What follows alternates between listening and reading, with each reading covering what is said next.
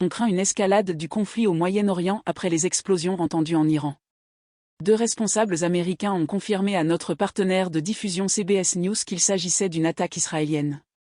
La télévision d'État iranienne a rapporté de graves explosions près d'une base militaire et d'un aéroport dans la ville centrale d'Ispahan.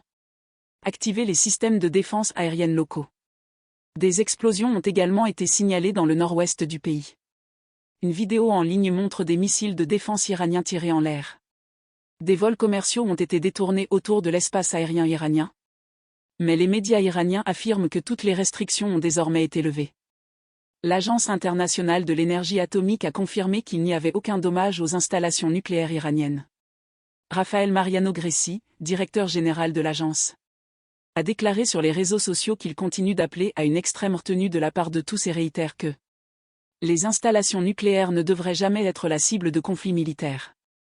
L'agence de presse semi-officielle iranienne Tasnim, proche du corps des gardiens de la révolution islamique, a posté une vidéo avec une légende disant « Si ce n'est pour les mains, le site nucléaire est totalement sûr ». Un homme près du centre de technologie nucléaire d'Ispahan est vu dans une vidéo que nous vous montrerons très prochainement. Et dans cette vidéo provenant de l'agence de presse semi-officielle Tasnim, on y voit un homme tenant une montre à la caméra, qui indique l'heure et la date.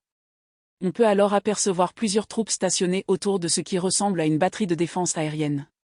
Des explosions ont également été signalées dans le sud de la Syrie. Apparemment à partir de missiles ciblant des sites radars. Explosions pour interagir dans la capitale Bagdad et dans la province de Babil au sud. Israël a promis de répondre à l'attaque de drones et de missiles iraniens samedi soir.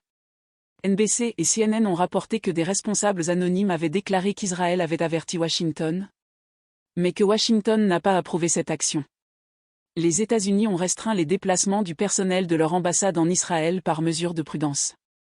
L'ambassade américaine a publié cette déclaration. L'environnement de sécurité reste complexe et peut évoluer rapidement, en fonction de la situation politique et des événements récents.